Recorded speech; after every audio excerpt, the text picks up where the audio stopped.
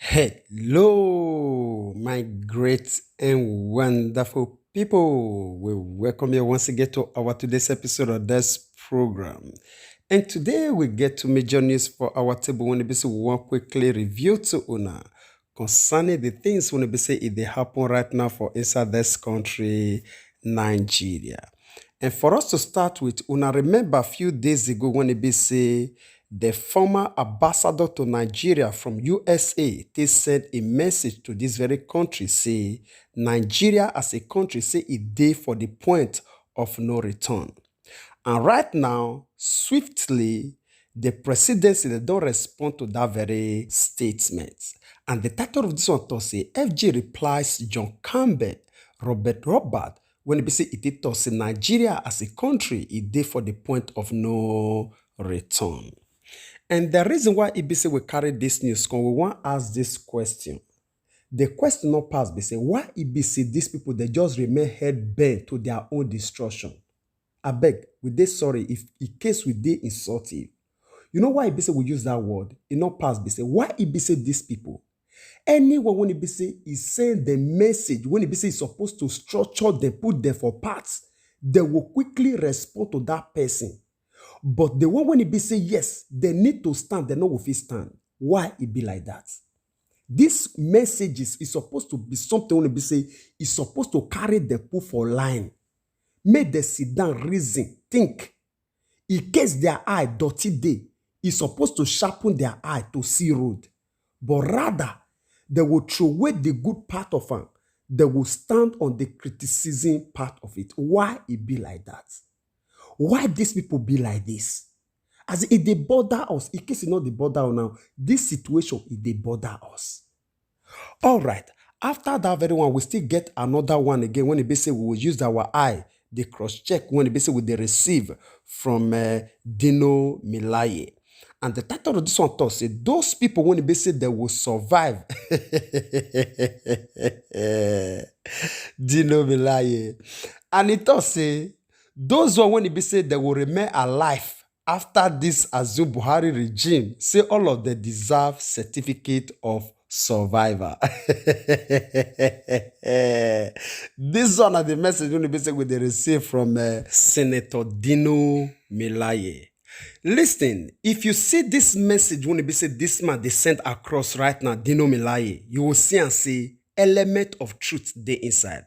I beg, may we remove our attention for the personality of Dino Milaye for the now. And may we look the message when it be say he sent across. Because if we say may we look upon the personality, error food there.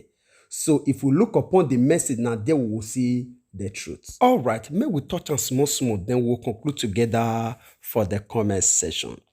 And as we put our hand there for inside this matter, they can make us understand, say, the federal government of Nigeria, they thought, say, it did very, very bad for anyone to declare this country, Nigeria, say a failed state based on the country's security challenges when it be say with the pass through. And still on top of the matter, they can make us understand, say, Minister of Information and Culture, when it be say in name na Lai Mohammed, reviewed this word for the response when it be say he give to the recent declaration by the Council of Foreign Affairs for the United States of America, when it be say the talk say Nigeria as a country say it did for the point of no return for all the signs when it be say it dey show as a failed state. And again, the contour say for interview when it be say the grant on Thursday for Abuja, said the minister is stressed say Nigeria as a country, it never fail and it no will ever be a failed state. Lai Mohammed, you know, when would they look you? And only thing when it be say would they see for all your total body na lie and a failure already. You as a person, you be failure. Now the reason why it be say you not fit identify failure because darkness not fit separate itself for darkness. Now the true one na it be that very one. Because if you not fit stand out to talk the truth of who you be, you know will fit describe another person. Now the fact na it be that very one. Wetin you want, wetin be the symbol when it be say you want to identify, say this country, say it don't fail. For you to agree, wetin you want.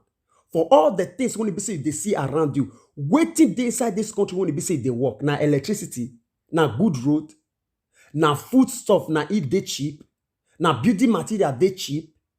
I been a hospital they in standard when be say now they run come up for this country go the treat to yourself. I been at the security, now lives and property, now in they secure right now. I been a job opportunity they now infrastructure. I been because of the borrow when be say una go the borrow for outside. Una not they put this country for debt. Wetin come be the something when be say una they defend una shamelessly you and also Adesina and Loretta Onuche. Wetin una they shamelessly they defend for inside this country now. Una not see una own self now. Wetin una they defend. Now the question when be say they ask. Una know how best to attack people when be say if they try to they provide solutions to una. Person when it be say he bear not to receive advice, now destruction and in the end of. Because our people already talk and say, fly. When he refuse to listen to the advice of people when it be say that they try to pursue him for dead body, now himself he will land himself for inside grave. Now the matter be that they try to pursue him, say na smartness, they dodge every hand, they follow dead body, they enter grave. He will end up for inside grave and sand will cover am. Na una dey go so. Una don already dey inside. Not be say na una dey go. All right, my great and wonderful people, I beg me we just leave this news here. I don't want to go further than this one because these people that they provoke my spirit here. And I will leave una make una do the rest for us on the comment section, even as we move down to another one when we will receive here from Dino Melaye. The title of this one thought say, those people when they say that were they alive after this assumed Buhari's regime say they deserve certificate of survivor. This one of the message when they say it they come from Senator Dino Melaye. As we talked earlier, I beg may we focus on the message. May we remove our attention from Dino Melaye because now only we when they say we fit get the real meaning of this very one and in be this one. May we not allow the personality of Dino Melaye to distract. Just see error for everywhere. Error for everywhere. For all the people when they say they're supposed to be a standout as a light to people. You see? The test more pikin say make it not go tie itself for bush. You say it not get home. It is now the physical home now with the talk. I bet my people may we do some more reading. May we do some more reading. Make una no verse. Make una no verse. All right. As we put our hand deep for inside this matter, they can make us understand. Say Senator Dino Melaye, when he be saying that in they represent the Kogi West Senatorial District during the 8th National Assembly into say Nigerians when he be said that were they alive after this assumed Buhari's regime said they deserve to get certificate of survivor. You see the issue now? Yes, now the matter na in be that very one because to survive for this very country now by the grace of God. Yes, because anybody want to be say if they travel, you don't know whether he will return. You not get the assurance. And now for inside this country, everybody they pray for daily life like daily bread. You can't tell me say anybody want to be say he survive at the end. Say me the person. If you not see any National Assembly when be say it will give you certificate, I beg go duplicate one for yourself. And in case you don't know what you want write for that certificate, make I give you one idea. Right, say I testify, say I survive this assumed Buhari regime, the Adesina regime and the Lai Mohammed regime. Enlarge them very well, make it big, so that your children's yet unborn, they will come meet them. Because all these things when they happen to us today, now something when we're supposed to keep very well as a record for history. Iwatan. Honestly, Iwatan. All right, me will still do small reading again. The contour say, Daily Post, the report say, this assumed Buhari say he dey under verbal attack since Tuesday over his own comment when he say he dey threatening to deal with some elements for the southeast. For the one when he say they alleged say they attack security operatives and also government facility for inside the region. And again, the contour say this assumed Buhari, why he be say he dey receive briefing from the Independent National Electoral Commission, INEC, chairman for the recent destruction of the commission's properties for the southeast. The thought say those people when they say the day behind the attack, when they say it happen for the region, said they will soon receive the shock of their lives. Many concerned Nigerians, they come outside to begin these people concerning this very allegation when they threaten the launch of this genocidal attack against the people of the Southeast. You know, we just want to be respectful. Now, the reason why we call them allege. This one not be allege. This this one are the fact. Now, waiting he talk. Now, waiting make Twitter delete his own post. Now, ain't be that very one. You know, I believe so. We not will go further than this very one because this their matter. They shake my ear.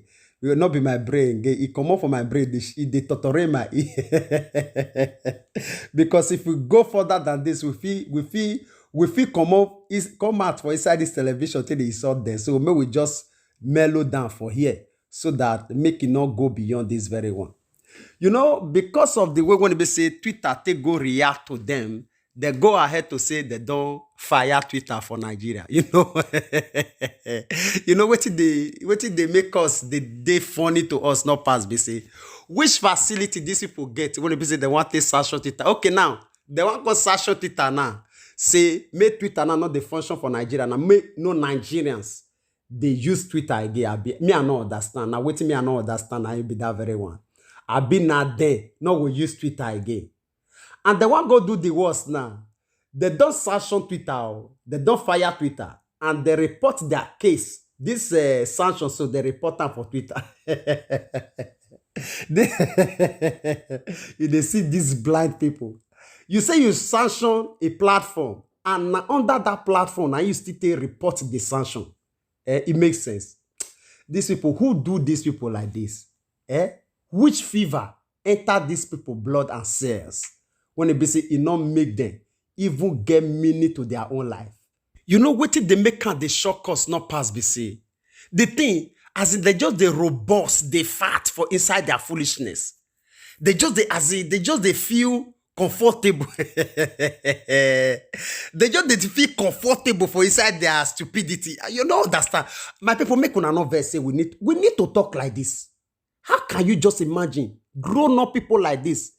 They will just they swell up for inside stupidity, inside mumuism, inside ignoramuism. I don't know what I want to describe these people. They just they swallow up, they grow fat for inside.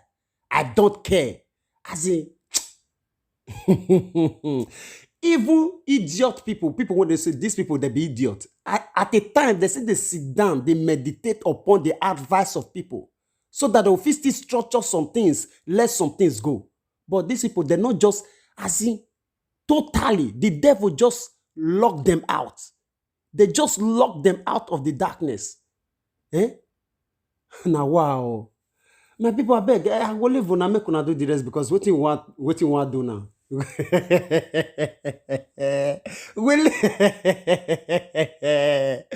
leave that to their choice.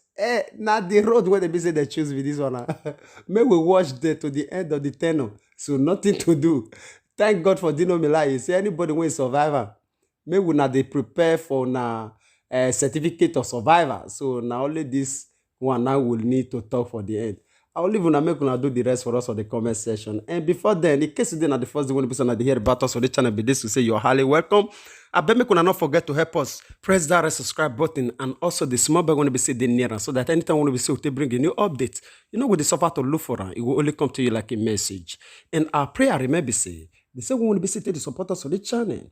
And the same when God with the same people when we support you for everything when good when you put your hands to do. In Jesus' mighty name, amen. And you when you don't already be part of this great family, when we say the help or they share this broadcast, anytime we basically make them, God Almighty will bless you. Your effort towards us for the channel will not taken for granted at all. We really appreciate you. I bet make you not forget to help us share this very one so that we still reach our brothers and sisters all over the world. Because we believe and want to say information, now power. And as you do so, God Almighty will bless you.